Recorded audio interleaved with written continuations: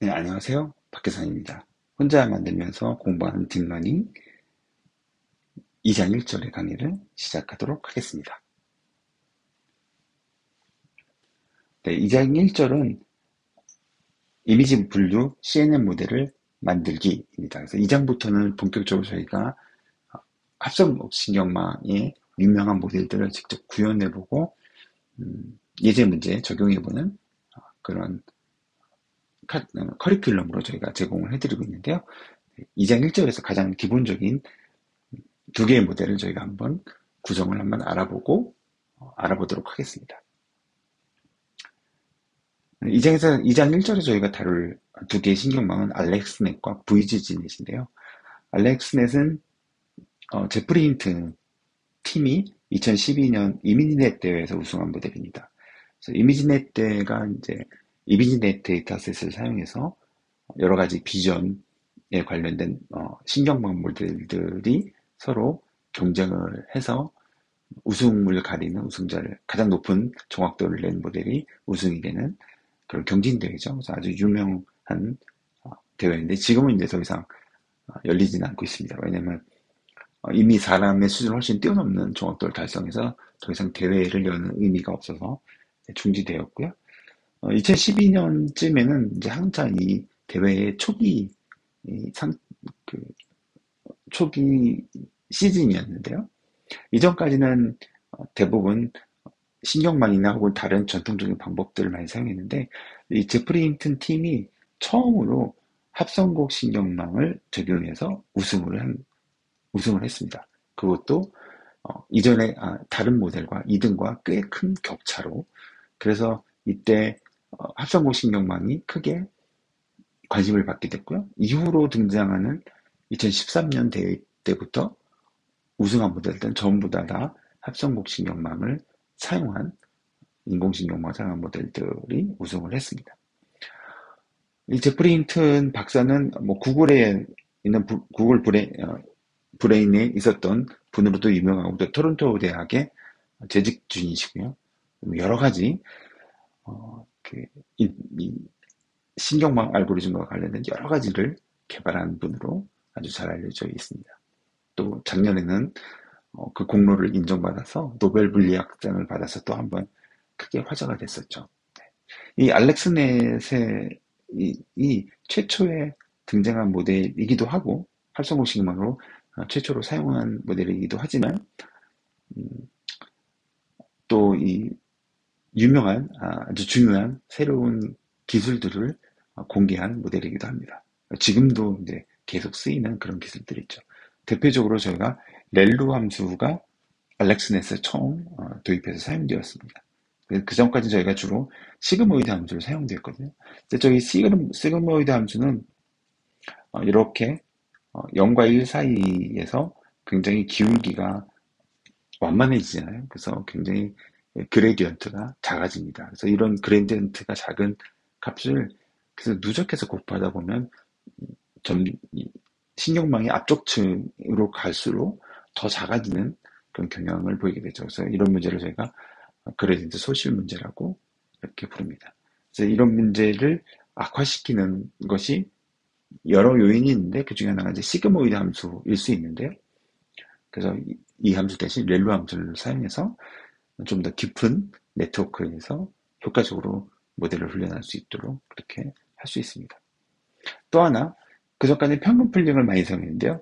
이 대신 최대 풀링을 사용했습니다. 그래서 풀링 영역 안에서 있는 감지한 특징들을 서로 평균을 해서 중화시키지 않고 가장 큰 값을 가진 픽셀만 선택함을 해서 특정 패턴을 감지한 걸 그대로 유지할 수 있도록 하는 방식을 많이 사용했습니다.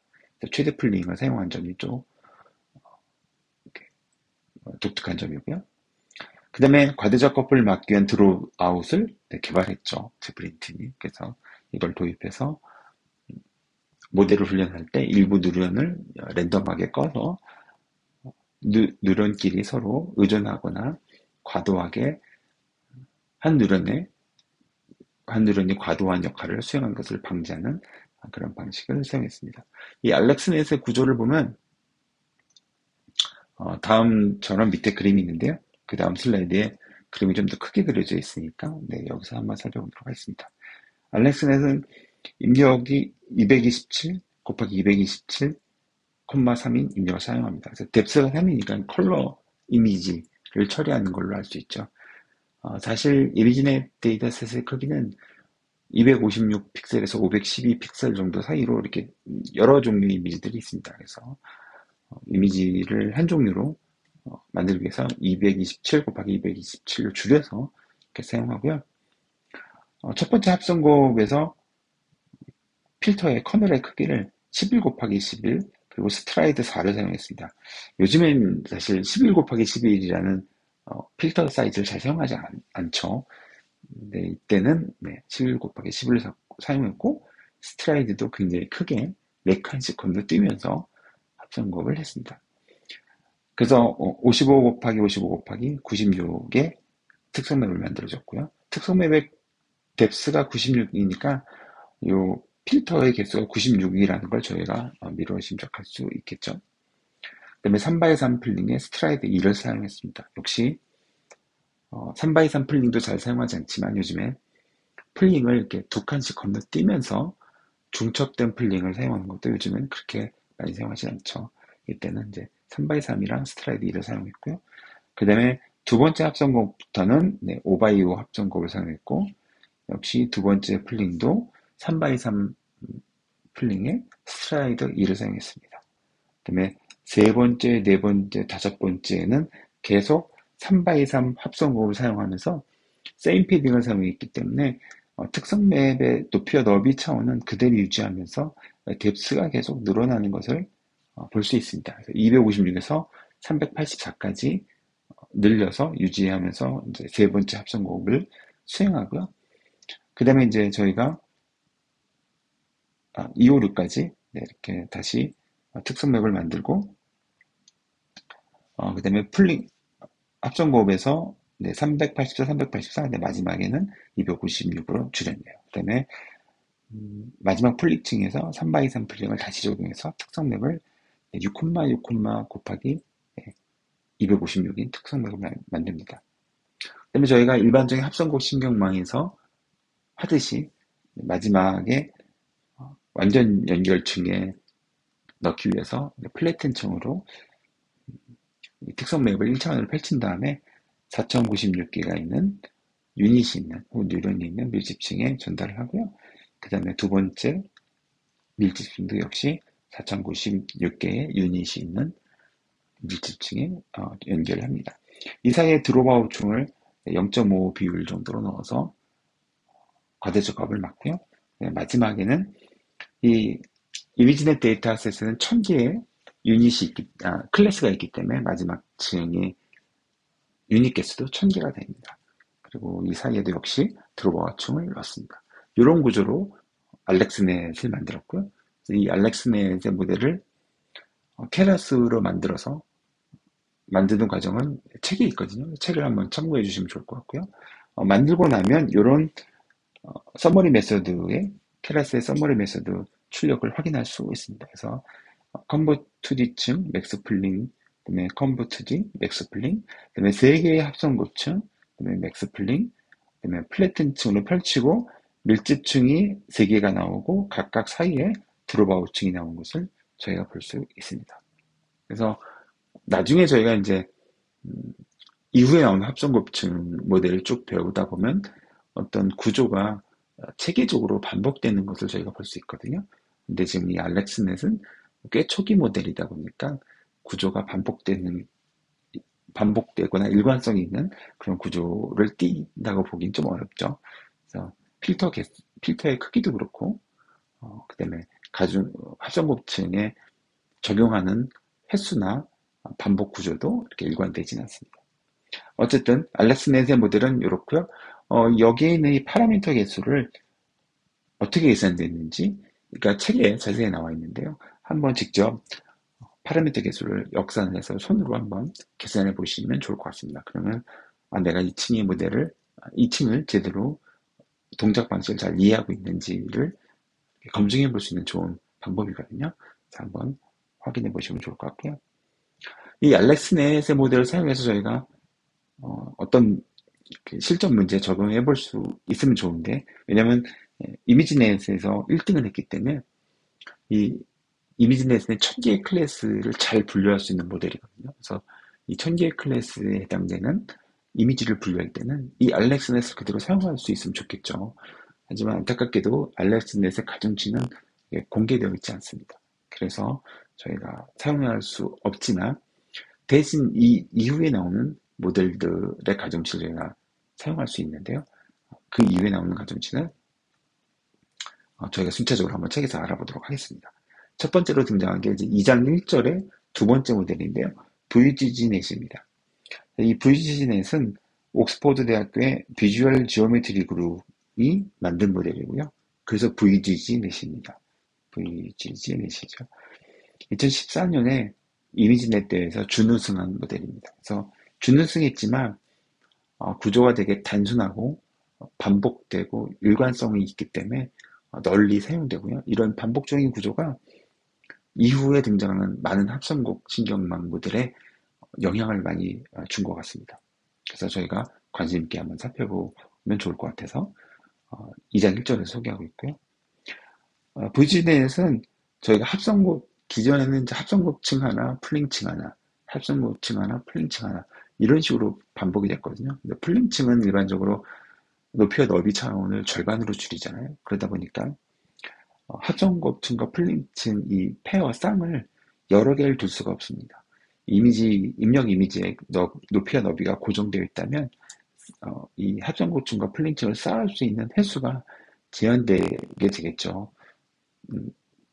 아주 작게 뭐 1by 1까지 줄어들 수 있으니까요.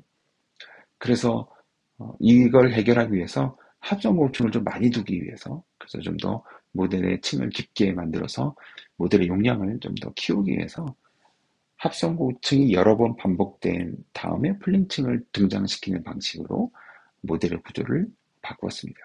그리고 어떤 블록이라는 한 단위를 구성해서 합성고층 2개, 플링층 하나를 하나의 블록으로 가령 설정했다면 이런 블록이 여러 번 반복되도록 반복적인 구조를 적용을 합니다. 그리고 이전에는 알렉스넷에서 보셨듯이 필터의 가중치 크기가 7x7, 11x11, 5x5 이런 거를 사용하기도 했었는데요. VGG넷에서는 그런 필터의 크기보다 3x3, 좀 작은 필터의 크기를 좀 많이 사용하는 방식으로 바꿨습니다. 그리고 이때부터 이제 모델의 그 버전이 좀 나눠지게 되는데요. 그러니까 VGG넷 같은 경우에는 16개 층을 쌓으면 VGG16, 그다음에 19개의 층을 쌓으면 VGG19 이런 식으로 모델의 용량에 따라서 버전을 이렇게 나누는 방식이 등장하기 시작했습니다. VGG의 구조를 한번 보면요. 입력을 224, 224 높이와 너비를 이렇게 설정을 하고요. 줄이고 그다음에 뎁스는 컬러 이미지니까 3입니다. 그 다음에 합성곡 블록 2개를 반복을 합니다. 이 블록 2개는 동일한 구조고요. 이 2개를 반복하고 그 다음에 합성곡 블록 3개를 또 반복을 합니다. 그래서 이 합성곡 블록과 이 뒤에 나오는 3개의 합성곡 블록은 서로 다릅니다. 그래서 또 동일한 구조를 2번 반복하고 동일한 구조를 이어서 3번 반복합니다. 그 다음엔 저희가 앞서 알렉스넷에서 봤던 것처럼 똑같이 4096개의 유닛을 가진 밀집층 2개를 등장시키고 마지막에 1000개의 유닛을 가진 마지막 출력층을 이렇게 밀집층을 놓습니다. 이 구조 뒤에 있는 구조는 거의 알렉스넷과 동일하죠. 근데 앞에 요 합성곡 블록 반복되는 내용만 바뀌고요. 이 반복되는 맨 먼저 반복되는 이 2개의 합성곡 블록 구조는 이런 식으로 구성되어 있습니다. 첫 번째 블록에서 3바 이상 합성곡 블록으로 이미지를 224, 224 곱하기 64로 바꾸고 그 다음에 다시 똑같이 3x3 합성곡을 사용해서 필터를 사용해서 224 곱하기 224 곱하기 64로 바꿉니다.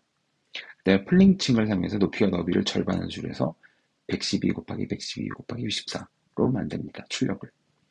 이 합성곡 2번, 그 다음에 플링을 적용한 이 구조가 두 번째 블록에도 그대로 사용됩니다. 하지만 이제 입력이 112였으니까 112 곱하기 112, 128 필터 개수가 늘어났죠. 또 한 번 합성곱이 적용되고 동일하게 플링이 적용돼서 이번에는 56 곱하기 56 곱하기 128이 적용됩니다. 그래서 합성곡의 필터 크기와 플링이 적용되는 크기가 동일한 매개 변수를 사용하는 그 구조를 하나의 블록으로 설정한 다음에 이 블록을 두 번 반복하는 그런 형태를 띠고 있습니다. 그다음에 두 번째 합성곡 블록은 세 번을 반복하는데요. 여기서는 합성곱층을 세 번 적용합니다. 그래서 역시 똑같이 3x3 커널을 사용하는 필터로 합성곱을 수행해서 세 번 합성곱을 수행하고요. 그다음에 2x 플링을 사용해서 높이와 너비를 절반으로 줄이는 방식을 사용합니다. 똑같은 합성곱 플링 요 블록을 두 번째, 세 번째에도 똑같이 적용해서 최종적으로 7 곱하기 7 곱하기 512인 특성 맵을 마지막에 만듭니다. 이런 식으로 구성되고 있기 때문에 모델을 구성하는 코드가 굉장히 간결해지죠. 반복된다는 건 저희가 뭔가 포문으로 뭔가 반복해서 모델을 만들 수 있잖아요. 그래서 그 부분도 저희가 잠시 후에 한번 살펴보도록 하겠습니다. 그래서 VGG 블록을 반복하는 코드인데요. 핵심 코드는 요 첫 번째, 두 번째 블록을 반복하는 것과 세 번째, 네 번째, 다섯 번째 블록을 반복하는 요 코드입니다. 이전에 모델을 준비하거나 입력을 준비하거나 혹은 마지막 저희가 분류층이라고 하는 밀집층 2개, 3개를 넣는 이 코드는 이전과 거의 동일하기 때문에 책을 참고해 주시면 좋을 것 같고요. 여기서 보면 지금 첫 번째와 두 번째 블록은 똑같이 두 번의 합성곱층을 반복을 합니다. 그래서 저희가 안쪽에 있는 포문에서 합성곱층을 2개 반복하는 걸 볼 수 있죠. 여기서 달라지는 거는 필터 개수만 달라집니다. 그래서 필터 맨 처음 블록에서는 필터 개수가 64개였고요. 그다음에 두 번째 블록에서는 필터 개수가 128개로 늘어났습니다. 그래서 바깥쪽 for 루프에서 필터 개수를 반복하고 안쪽 for 루프에서는 합성고추 2개를 반복합니다. 나머지 매개 변수는 모두 다 동일한 걸 볼 수 있고요. 역시 또 플링층이 있는 플링 사이드도 동일한 것을 볼 수 있습니다. 이렇게 2개의 블록을 반복하는 것을 제가 포문 2개로 간단하게 이렇게 구현할 수 있습니다. 마찬가지로 세 번째, 네 번째, 다섯 번째 블록도 저희가 포문 2개로 구현할 수 있는데요. 앞에서 본 것처럼 똑같이 합성고층을 반복을 하는데 이번에는 합성고층을 3번 적용하고 그 다음에 플링층을 적용하는 것을 하는 방식이죠. 그래서 이 합성고층 3개를 반복하는 걸 저희가 포문으로 간단하게 구현할 수 있고요. 모든 매개 변수가 동일하기 때문에 이렇게 포문으로 간단하게 구현할 수 있습니다. 달라지는 건 이제 세 번째, 네 번째, 다섯 번째 블록의 필터 개수가 달라지는데요. 그래서 바깥쪽 포문에서 필터 개수를 256, 512, 512로 각각 바꿔서 이렇게 구성을 했습니다. 그래서 아주 간단한 정말 5줄 정도 되는 폼은 2개로 보이지진의 16개에 있는 전체 신경망을 주요 합성곡 블록을 다 구현할 수 있습니다. 그래서 간단하게 구현할 수 있고요. 이런 반복적이고 일관성 있는 구조가 이후 모델에도 굉장히 많이 드러나게 됩니다. 나중에 저희가 트랜스포머 모델까지 저희가 살펴볼 텐데요. 거기서도 이런 반복적인 구조가 굉장히 많이 등장하는 것을 보실 수 있을 거예요. 네, 이렇게 VGG 16 모델을 만들어서 저희가 서머리 메소드로 추려보면 첫 번째 블록 반복되고요. 그다음에 두 번째 블록 반복되는 것을 볼 수 있습니다. 여기까지는 합성고층이 2개 나오고 그다음에 최대 플링층이 나오는 것을 볼 수 있고요. 그 다음 블록부터는 합성고층 3개와 최대 플링, 합성고층 3개와 최대 플링, 역시 합성고층 3개와 최대 플링이 나오고 그다음에 밀집층 3개가 나란히 등장하는 것을 볼 수 있습니다. 마지막 층은 당연히 예비진에서 있는 1000개의 클래스를 분류하기 위한 1000개의 유닛을 가진 덴스층이겠죠. 알렉스넷과 다르게 세 밀집층 사이에는 별도의 드로버층을 두지 않고 있습니다. 그래서 책의 파라미터에 대한 설명이 나와 있으니까 각 층의 파라미터 개수를 한번 계산해 보시면 좋을 것 같습니다. 이번 시간은 여기까지고요. 저희가 알렉스넷과 그다음에 VGNet에 대해서 알아보았고요. VGNet이 얼마나 반복적인 구조로 아주 단순하고 심플하게 구성되어 있는지 알아보았습니다. 다음 시간은 저희가 이 VGNet 모델이 사전 훈련된 가중치가 공개되어 있거든요. 이미지넷에 있는 데이터셋이라면 VGNet 이미지넷 데이터셋에 있는 클래스와 유사한 클래스를 가질 경우라면 이 VGNet을 그대로 다운로드해서 저희가 문제에 적용해 볼 수 있는데요. 그 과정은 저희가 다음 시간에 한번 실험 테스트해 보도록 하겠습니다. 네, 들어주셔서 감사합니다.